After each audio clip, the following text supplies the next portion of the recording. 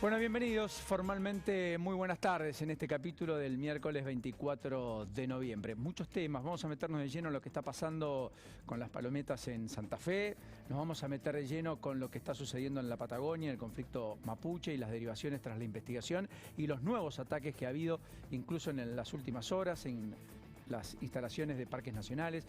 Vamos a ir al encuentro de lo que está sucediendo en el mundo en el tema COVID, las severas advertencias en Alemania, la preocupación creciente en Italia, que está pidiendo que los barbijos finalmente vuelvan a ser usados en los espacios públicos, o España, donde está teniendo también un alza de casos muy importantes, con Países Bajos que ya tenía desbordes y por lo tanto está derivando pacientes inclusive a Alemania, que está relativamente al límite en esa materia.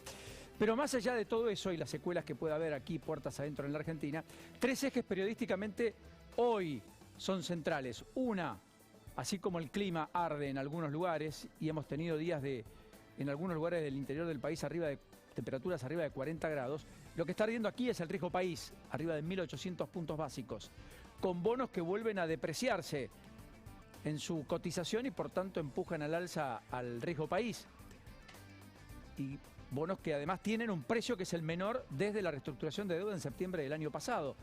Riesgo país que por otra parte está reflejando y está mostrando las perturbaciones macroeconómicas de la economía y la preocupación de los inversores, que además empuja el dólar, casi como correlato. Dólar que está en el segmento mayorista arriba de los 106 pesos, ya superó los 175 para el dólar denominado turista.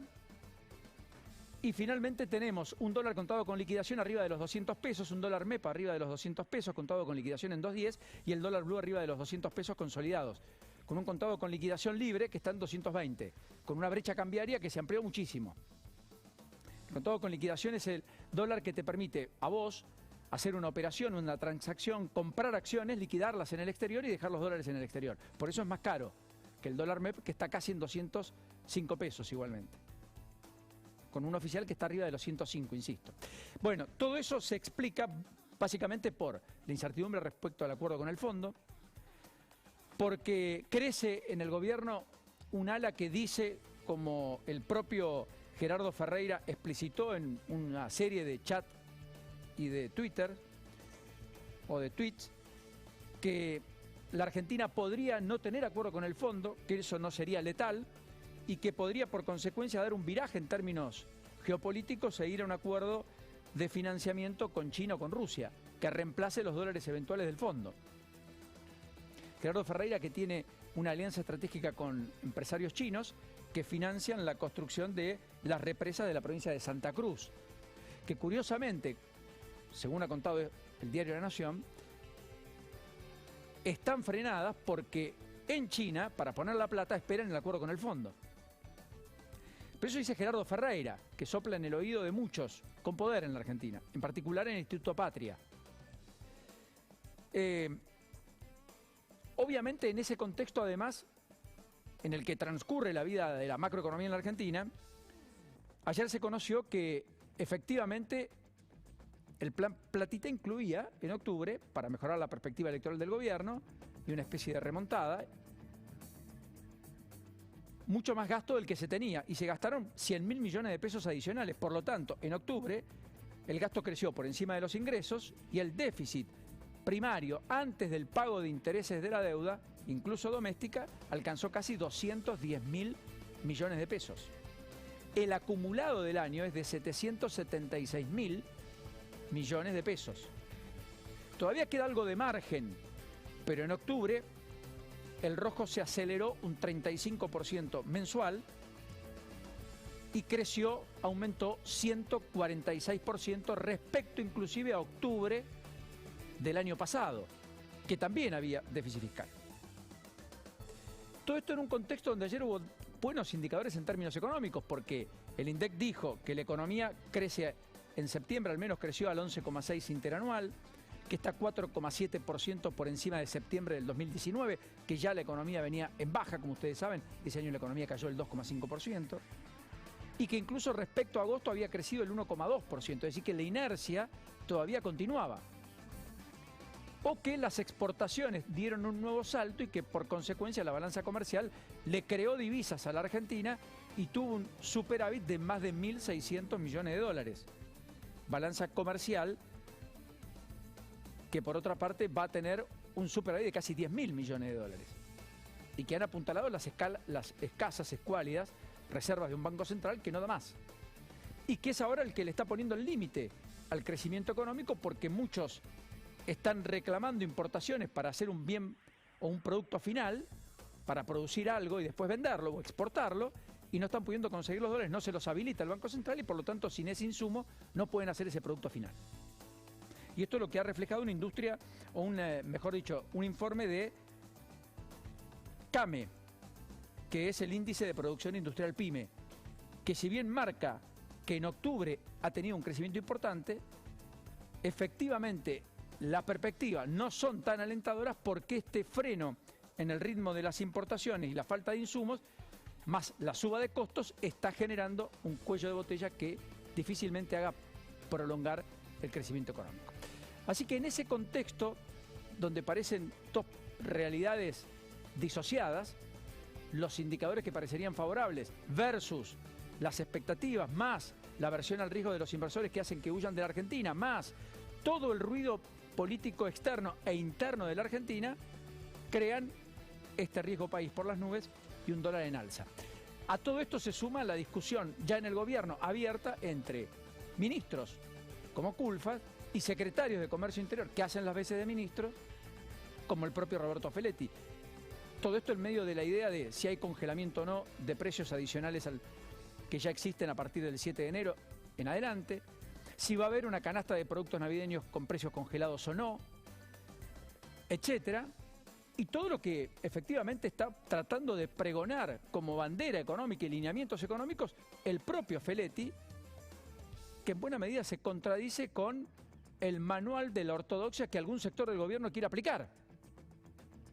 Y entonces Culfas terminó hoy blanqueando, exponiendo esa grieta que ya había manifestado Julián Domínguez cuando le cuestionaba puertas adentro, no en público, pero sí puertas adentro y con interlocutores de diverso tipo, esta intención a Feletti respecto a un congelamiento de precios que todo el mundo sabe cuando empieza, nunca cuando termina, aunque sí cómo suelen terminar. Y esto dijo Culfas hoy.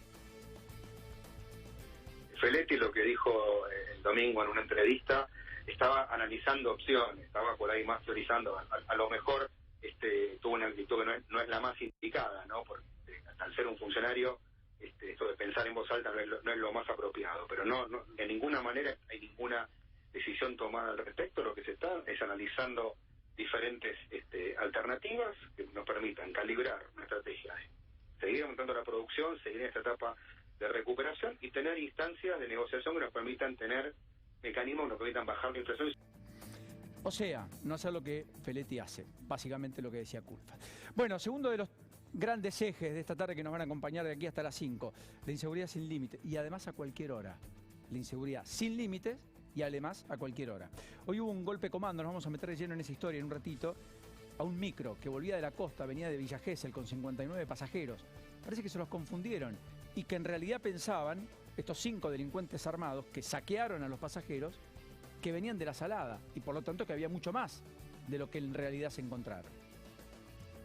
La violencia sin fin que ocurre en Río Negro, guardaparques fueron atacados por supuestos o pseudos mapuches, ahora en Villa Mascardi, después de todo lo que ocurrió en el Bolsón el pasado día domingo. Dame el celular o te pincho.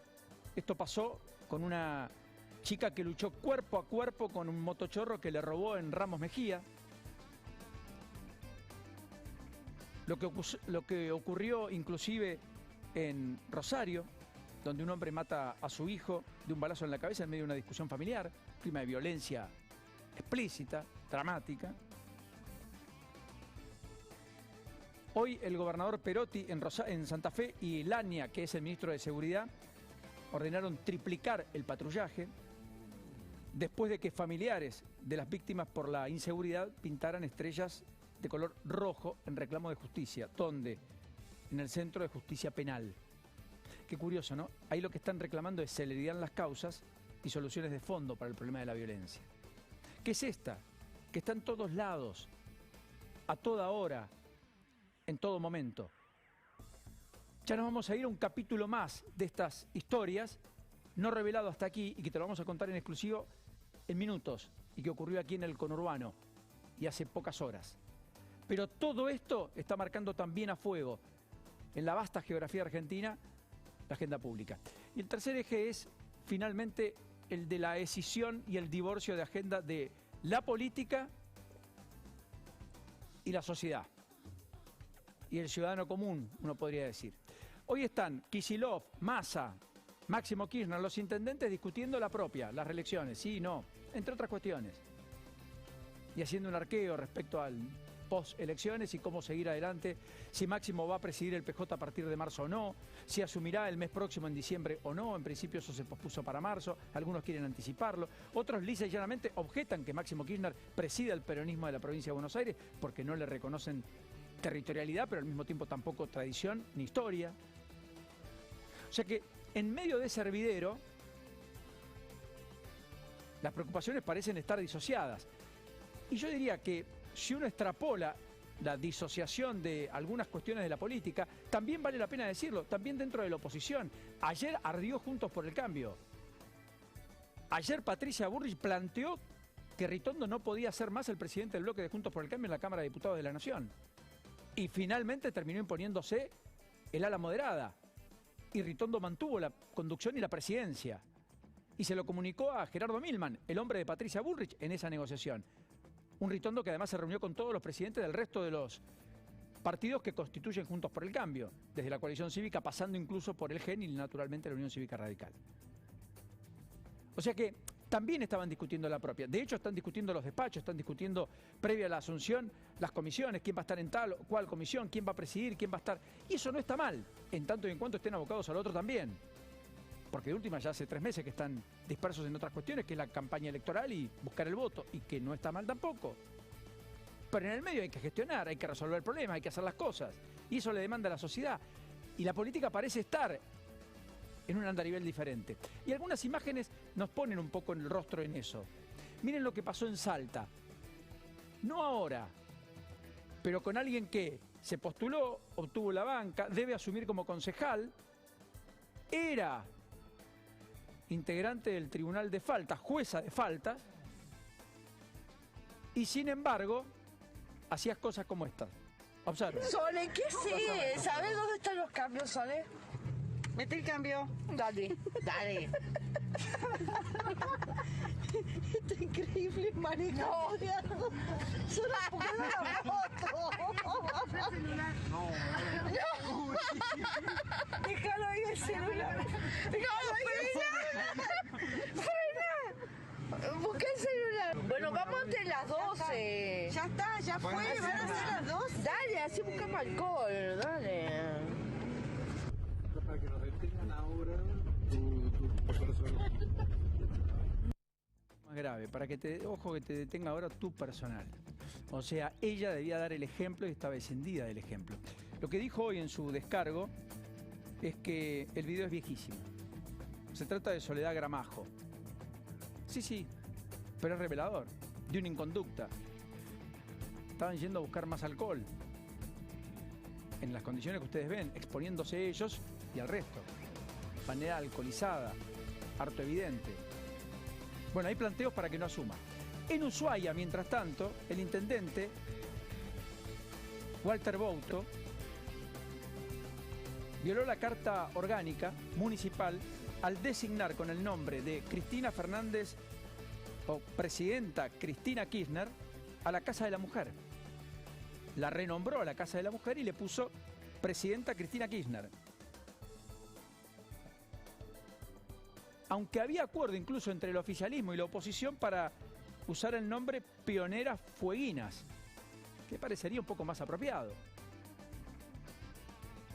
Bouto, insisto, de la Cámpora, viola la carta orgánica, designa con el nombre de la exmandataria a un inmueble municipal sin ser tratado por el Consejo Deliberante. O sea, me importa un bledo la ley, pese al acuerdo hago lo que quiero y pongo el nombre que quiero. Y en particular, hace algo que es muy usual en la Argentina. que es la idolatría de los vivos, no el recuerdo o el reconocimiento al que se fue. Y le expone, insisto, a la Casa de la Mujer el nombre Presidenta Cristina Kirchner. Esa es la disociación, ¿se entiende? Quise con dos ejemplos distintos tratar de, por analogía, explicar lo que me parece que buena parte de la sociedad está sintiendo. Bueno, bienvenidos, buenas tardes Javi, buenas tardes Lourdes, ¿cómo estamos? ¿Cómo va, Paulino? ¿Cómo va, Paulino?